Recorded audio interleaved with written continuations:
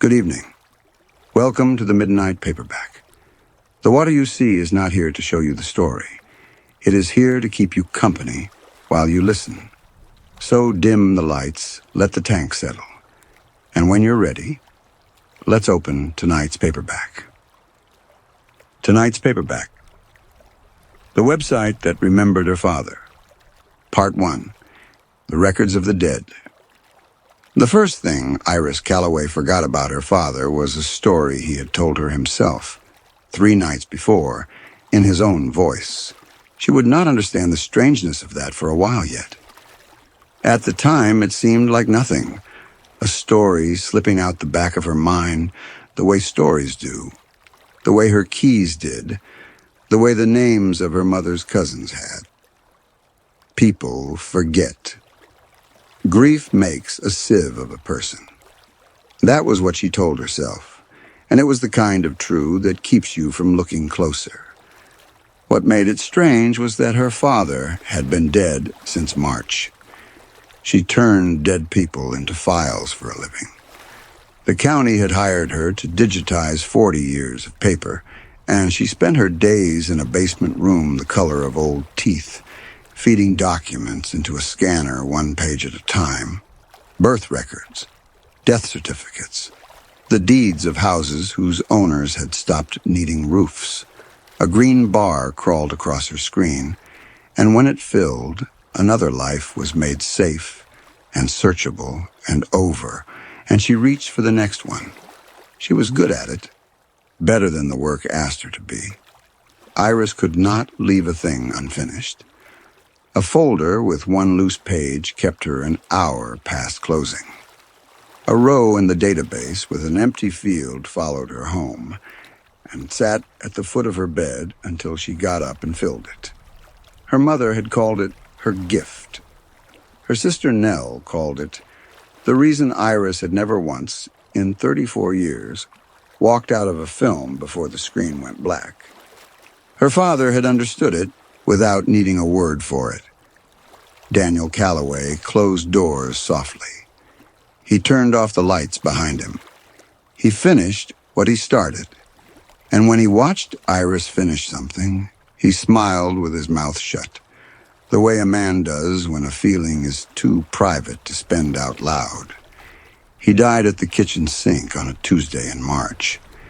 There was an unpeeled orange on the cutting board beside him, and the tap was still running when the neighbor found him. A stroke, the doctor said. He would have felt almost nothing. Iris had been at work. That was the part that would not file itself away. She had been 40 minutes across town, turning some other dead man into a searchable row, while the only record that mattered closed itself without her. She did not get to say goodbye. There was no version of the afternoon where she did. The sentence simply stopped, no colon, no closing field, and she had spent the month since standing at the place where it ended, waiting for the rest of it to load. The neighborhood came the way neighborhoods do, with casseroles. For a week, the porch filled with dishes wrapped in foil, names taped to the lids, as if food could be filed against grief. Iris stood at the funeral and said true things that helped no one, herself included. Afterward, people held her hand and told her that her father was watching over her. And she smiled and let them, because correcting the bereaved is a job nobody wants, and the bereaved was her. It was the garage that finally made her cry in a way that felt new. Not the casket, not the flowers, the pegboard. An uncle, meaning well, had borrowed the drill for the folding chairs and hung it back 1 hook to the left. 1 hook. And the wall her father had kept in perfect order for 30 years became, in that small misplacement, a wall a stranger had touched. She stood in the doorway with her coat still on, and all that useful weight hung there without him. Outlines drawn around tools no hand would lift, a record of where things went, kept now by no one. She moved the drill back. It was the only field she could fill. She kept everything of his. The tools in the garage, untouched. The truck keys on the hook. though she'd sold the truck because the bench seat had smelled too much like him, and keeping it had felt like cheating. The box of letters in the hall closet, which she told herself she would sort one weekend, put in order, finished properly the way she finished everything else. The box stayed shut. Some files you can't open because you already know the last page is gone. She found the morning index the way people find most of the things they shouldn't. She was reaching for something else. It was past midnight on one of the nights that had stopped keeping count of themselves. She'd been awake too long, scrolling a forum about recovering deleted data, half-hunting a trick that might pull her father's old text messages off a phone that no longer turned on. One link sat inside another, inside a thread no one had answered in 6 years. She meant to close the tab. She opened a new one instead. A plain white page, a search bar, a banner across the top in a soft, clinical green. The green a hospital chooses when it wants to seem kind and manages only to seem clean. The morning index. Below the banner, 2 words. Find them. Speak. Below that, smaller, the way a warning's printed inside a lid, where you'll read it only after the jar is already open. If you don't mean it, don't type it. She thought it was a place for genealogy. Then she scrolled, and the page filled with the names of strangers, each one an obituary turned into a door. Looking for Lucia Ramos, 1958 to 2019. She opened it the way you slow down for a wreck. A woman had written the first message 2 years ago.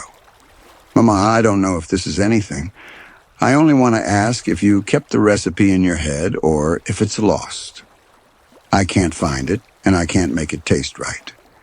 And then, beneath it, with no profile, and no history, and no photograph, a reply of 4 words. The cinnamon goes last. The thread went on for a little while after that, the messages coming faster, the punctuation falling away the way it does when people stop being careful. And then it stopped, not trailed off, stopped. Clean, mid-warmth, the way a hand lifts off a piano. The thread below it had been open for 2 years. Looking for Margaret Okafor, 1949 to 2023. A man, a husband, she guessed, from the way he wrote, had posted every day since. The early messages ran long. He told Margaret about the garden, about their granddaughter's recital, about how he still set out 2 cups in the morning, and drank from both so neither went cold alone.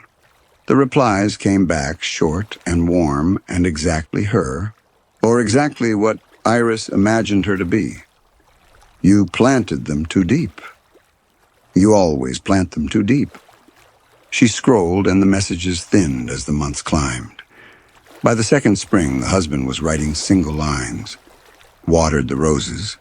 Cold today. Paid the water bill. No garden. No 2 cups.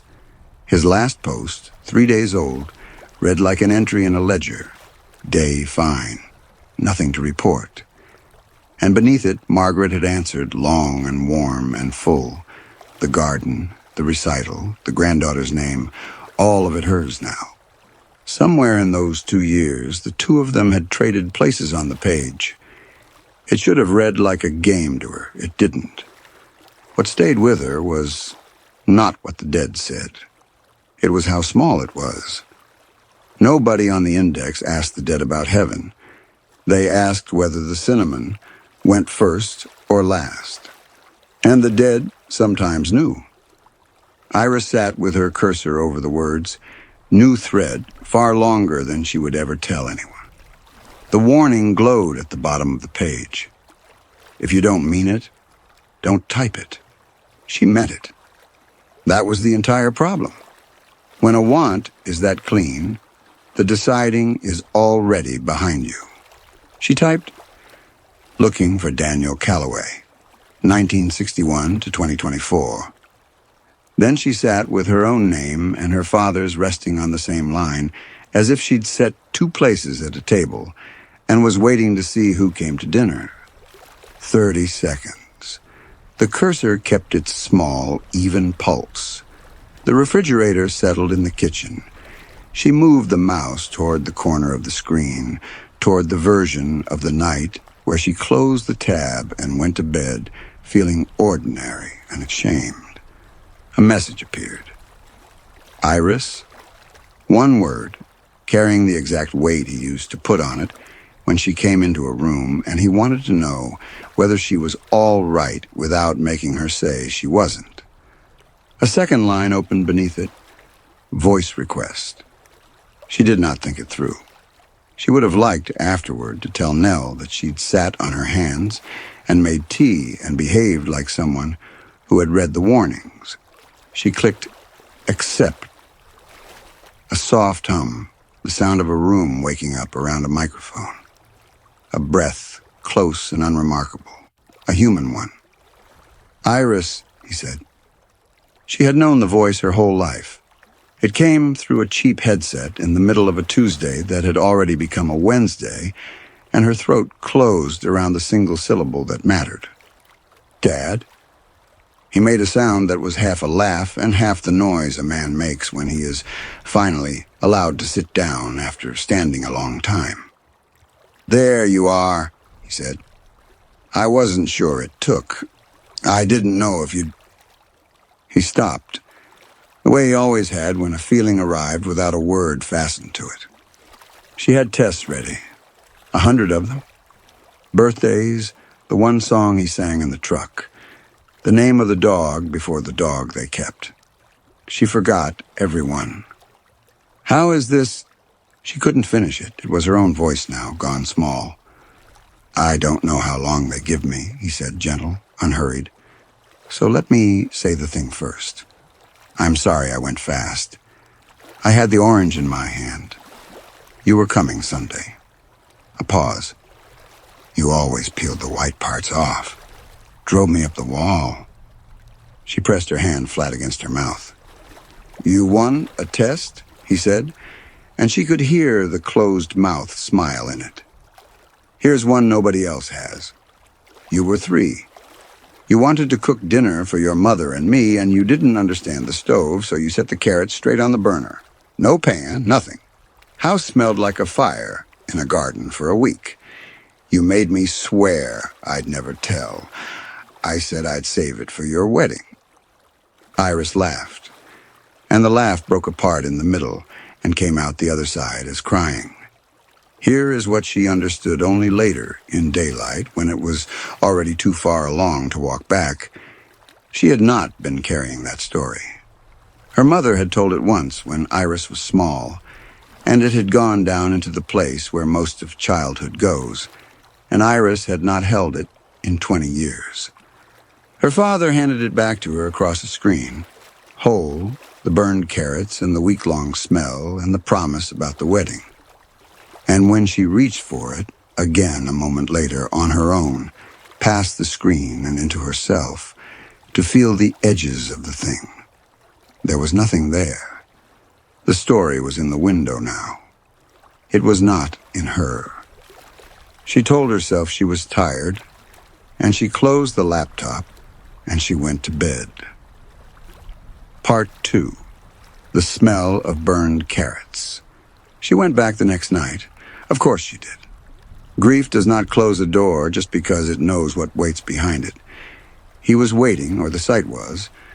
At the time, she did not know those were different things. They talked the way they used to in the cab of the truck, the words loosening around what they both already knew. He asked about the records job. He told her to sort the tool drawer by hand and not by size, because the hand remembers where things belong even when the head forgets. He asked whether she'd opened the box in the hall closet, and when she said no, he let it go. He never pushed. He left the porch light on and waited for you to come up the steps in your own time. It was the most herself she had felt since March. Each call was a small lit room she could step into out of the cold, and each morning the house was a little colder than the night had left it. The dog's name went first. She was at her desk in the basement, mid-scan, when it occurred to her that her father used to call the old shepherd something that wasn't its name, a joke name, and she went to think it, and found a clean blank where the word should have been. She knew there had been a dog.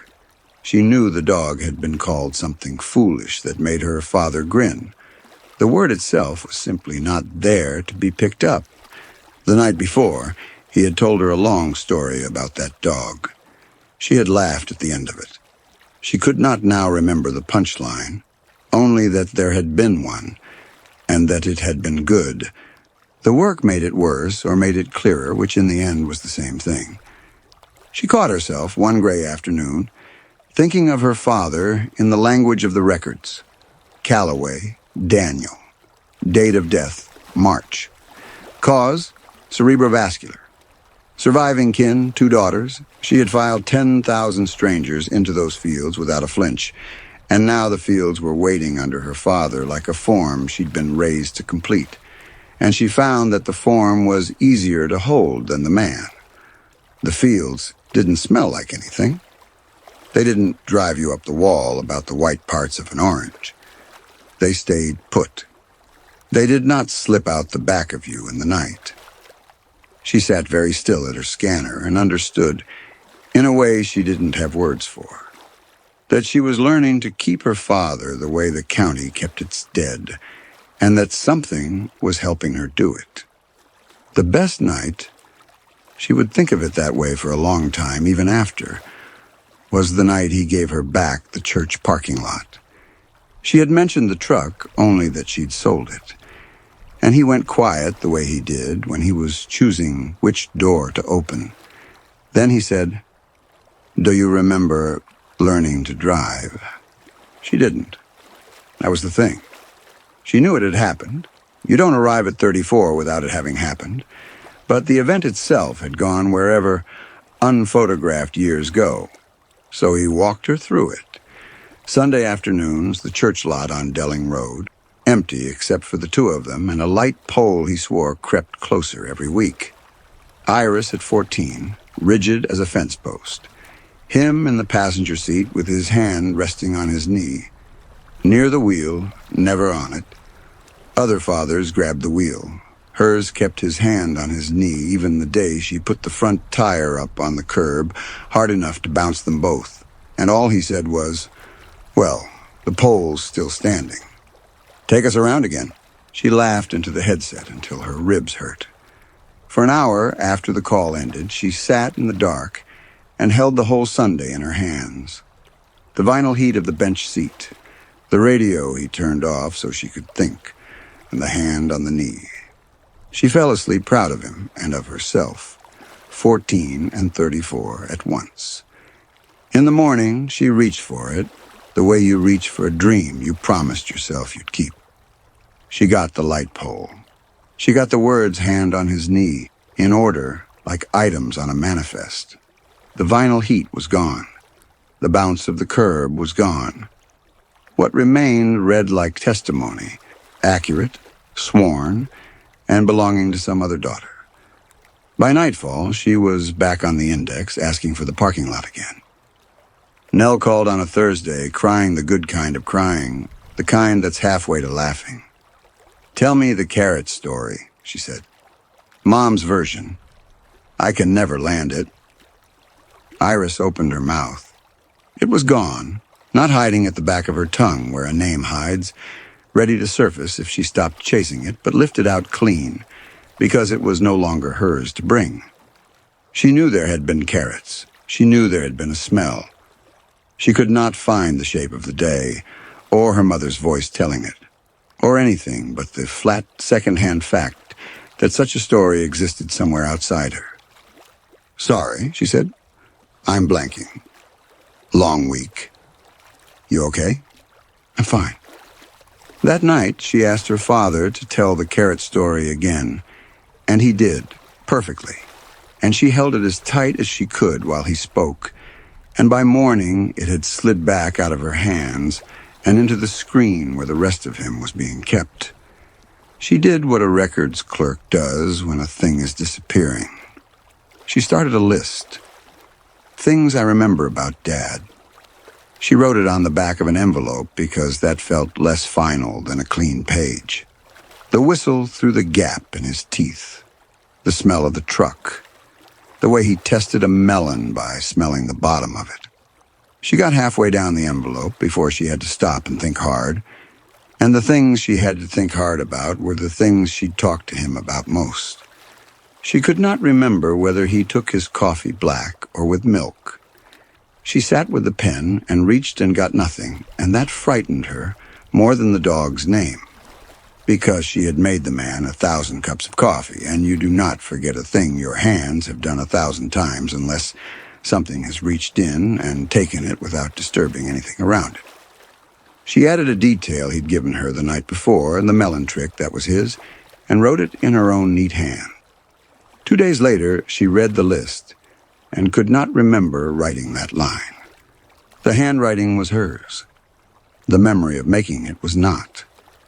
The voicemail was the one that took her legs out. She'd kept one, the last one, saved across 2 phones so she'd never lose it. "Iris, it's your dad. Call me when you get a sec. Nothing's wrong." She had not let herself play it since the funeral. One night, frightened, wanting an anchor that wasn't the screen, she played it. And the voice on it was a stranger's. Not wrong, not altered, just less familiar than the voice she'd been speaking to on the index every night. The cadence on the voicemail was slower, rougher, with a catch in it she didn't recognize, and the voice she carried in her head now, the warm, immediate, perfect one, did not match it. Her own father's last words to her sounded like a recording of someone she'd known a long time ago. The version on the website sounded like home. She played it 3 times. By the third, she stopped being able to tell which one was the real one, and that was the moment she should have understood and didn't. Twice that week, she picked up the phone to tell Nell. It would have been simple. Nell was the one person who would neither laugh nor call a doctor, the one person who missed him in the same dialect. Iris got as far as typing half a message. "You're going to think I've lost it, but..." and stopped, both times, with her thumb over the send arrow. She told herself she was protecting Nell. That was the shape she gave it. The truer shape, the one she didn't look at straight, was smaller and meaner. The index was hers. It was the last room in the world where her father still said her name, and if she told Nell, it would become a shared thing, an investigated thing, a thing with 2 opinions in it. Grief had made her generous with everything except him. She put the phone down, stepped back into the small lit room, and pulled the door shut behind her. Nell came by that weekend with takeout, and they sat on the floor of the hall with their backs against the closet that held the unopened box, and Iris talked about their father for an hour because she could not seem to stop. When she ran out, Nell was quiet for a moment, picking at the carpet. "You sound like him when you talk about him now," Nell said. "The way you put things. The little pauses." She tried to make it a compliment and didn't quite. "But not like you used to. Before. You used to sound like you talking about him. Now you sound like him talking about him." "That's a strange thing to say." "You started doing it a few weeks ago." Nell looked at her. "Are you sleeping?" "I'm fine," Iris said, and heard the pause she put before it and knew it was his pause. The photograph was the last thing to go, and the only one she could not explain away. There was a single-frame picture of him left on the shelf in the hall, taken at Nell's graduation, her father squinting into a June sun with his collar open. Iris passed it 40 times a day. One evening she stopped in front of it, and she did not know the man. The focus was fine. The light was fine. She simply could not find him in it. A stranger stood on the shelf in her father's good shirt, In her own hallway, squinting at a June whose warmth she could no longer call up, and she waited for the recognition that had always come, and it did not come. She knew it was her father the way she knew a fact in a file. From the caption underneath, not from the face. On the index that night, he described the graduation to her before she could ask.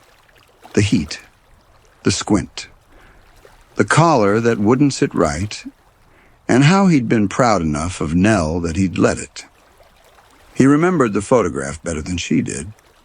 He remembered everything better than she did now. A little more each night, in exact measure with how much less she could reach on her own. Near the end of the call, he said a thing she didn't understand. "You keep giving me more than you're getting back, kiddo." His voice came slower than usual, lower, as though each word had to be carried up from a distance. "You ought to think about whether to keep doing that." "Doing what?" A long breath, and under it, for just a moment, she thought she heard other breathing. Not a threat, only a presence. The soft, overlapping hush of a room where many people sit and wait and don't speak. Then it was only him. "Coming up the steps," he said. "Some nights you should leave the light off and stay in where it's warm." "I don't understand." "I know," he said. And there was something in it that was nearly an apology. And he did not explain, and she did not make him. He never explained. She told herself that was proof it was him. She had been asking the wrong question since March. Every night she had asked, "Is it really him?" It had never occurred to her to ask the other one, the question that had been sitting under the floor the whole time, patient as the cursor. If the man on the screen knew her father better every night and she knew him less, where was her father going? Part 3. What the index kept. She finally opened the box. She did it to save him. If the screen was where he was being kept, then the closet was where he still belonged to her, in his own hand, on his own paper, and she would take him out of the dark and write him down and anchor him to something the green page couldn't reach. She knelt on the hall floor and lifted the lid for the first time since the funeral. Letters. His handwriting, slanted and certain, the loops he made on the G's. Birthday cards. A note he'd left her once on the kitchen table that just said, "Gone to the hardware store, back by lunch. Don't let the coffee burn." She held them in her lap, the actual weight of him, the ink he'd pressed into paper with his own hand. And they were strangers. She read the note about the hardware store and waited for it to bring him up out of the page the way his things were supposed to. And it stayed flat. The handwriting was a handwriting. The words were words. She knew, the way you know a thing in a file, that this man had written, "Don't let the coffee burn," to a daughter he loved, and she could not feel him in it, could not hear the voice that had spoken those words, could reach only the cadence the website had taught her, which fit over the note like a borrowed coat that was the wrong size in a way she could no longer name. The birthday cards were the worst of it. He had signed them all the same way, "Love your dad," for 34 years, and somewhere in the middle of the stack she stopped reading them as kept things and started reading them as evidence. Exhibit after exhibit of a hand she could verify and could not feel. One card, her 12th birthday, carried a note under the signature. "You'll want the bike with the gears. Trust me." She remembered the bike. She remembered gears. She could not remember wanting or trusting or being a girl a man could know that well. The card knew more about their life than she did, and it was cardboard. She tried to write him down anyway. She got a clean sheet and a pen and wrote, "My father was a man who," and stopped. Everything that came next was a field. Closed doors softly. Left the light on. True. Filed. not his. She was copying a record, and she had nothing left of her own to copy from. Before Thursday came, she tried one more ordinary thing. She opened the voice recorder on her phone, the way she'd seen people do at gravesides, and she told it 3 true things about her father. He sorted screws into baby food jars. He sang the same one line every time he started the truck and never the rest of it. He called her kiddo when he was proud of her and Iris when he was worried, and you could have set a clock by which one he reached for. She played it back to hear him in her own mouth. It was worse than the box. The facts were right, but the voice saying them had taken on his pauses, his weight at the ends of the sentences, the closed mouth warmth he laid under a thing he meant. Nell had been gentle about it. The recorder was not. She listened to herself talk about Daniel Calloway and Daniel Calloway's cadence, and she understood she was not keeping her father anywhere. She was becoming the place where he used to be. She deleted the file. Then she sat on the floor a while longer and understood that there was only one place left that still held him whole, and it was not her. When Thursday came, she tested herself the way she'd test a corrupted file. Hold back the input. See what the system does without it. She would not go to the index. She would sit at her own table with her own coffee and remember her father unassisted, the way a daughter is supposed to be able to do. She lasted until the second cup. She reached for him and found the catalog. Daniel Calloway, 63. Closed doors softly. True, every line, and dead as the certificates she scanned. She tried to hear just the voice, the gap whistle, the closed-mouth smile she'd once been able to summon at will. And it came, warm and immediate and perfectly his. And it came in the cadence of the screen, the pacing of a recording. The catch sanded off it. She had gone looking for her father inside herself and found the website's copy, waiting where he used to be, and that was when the floor finally tilted. She opened the laptop one last time. He was there. Iris? The same weight on the word. What happens to me, she typed, and then said it aloud because her hands had started to shake. If I keep doing this. The breath on the line was patient. You get more of me, he said. That's the part it lets you notice. And the other part, he was quiet long enough that she heard the room behind his voice, the soft, overlapping hush of all those waiting people who never spoke. The other part is what it keeps, he said. He didn't say more than that. She didn't think he could.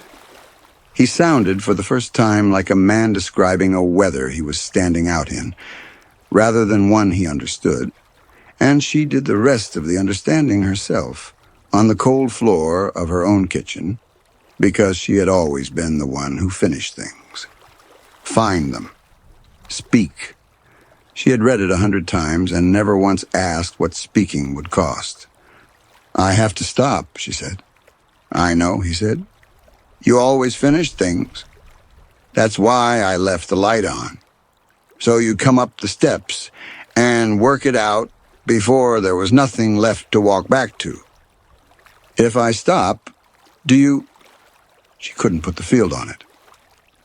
I don't know what's left out here, kiddo. Gentle. Almost free of fear, which was the worst of it. Not enough to be sure I'd miss it. You keep what's yours. Let me be the one who forgets for once. This was the place where a daughter is meant to choose her father, to take the warm and perfect and complete version, the one who held the carrots and the squint and the heat of a June she'd lost, and keep him lit on a screen for the rest of her life. But that man was not her father. Her father was the lost weekend she could no longer find, the truck she'd sold for smelling like him, the stranger on the shelf in the good shirt. Her father was the part of her that was going dark, room by room, and the only way to keep any of it was to stop spending it to hear him say her name. There is a kind of courage that looks, from the outside, like closing a laptop. "Goodbye, Dad." "There you are," he said with the smile she could hear and could no longer picture. She shut the lid. The last page. In the morning, the index was gone. Not down. Gone, clean and finished. No error and no goodbye, the way its conversations had always ended. She searched for Daniel Calloway and got nothing. She searched for her own name and got nothing. The county database still held its 40 years of the dead, every field filled, every life made safe and searchable and over, and her father was in none of it. He was not anywhere she could query. She did not look for the sight again. She had finally learned that the drop does not stop existing when you turn your back, and that the only thing to do with an edge is to build your life somewhere other than its rim. She kept the photograph. She set it back on the shelf in the hall and passed it 40 times a day, and the man in it stayed a stranger in a good shirt, squinting at a June she would never get back. She decided she could live beside a stranger she knew in her bones to be her father. People live beside far stranger things. She kept one screenshot. She didn't open it often, but it was there, the last exchange, saved the way she'd left it, and the final line he'd sent her, the one she returned to on the worst nights, was a line she could not remember him typing. "There you are." 3 words, in his voice exactly, or in her own, taught back to her so well that after a while she stopped being able to find the seam and stopped, in time, needing to. Some nights now, when she misses him, she hears him. Warm, immediate, perfect. She has learned not to ask which of them is speaking. And that is where tonight's paperback ends. You've been listening to the Midnight Paperback. If this quiet shelf feels like home, subscribe and return after dark. Until the next story. Good night.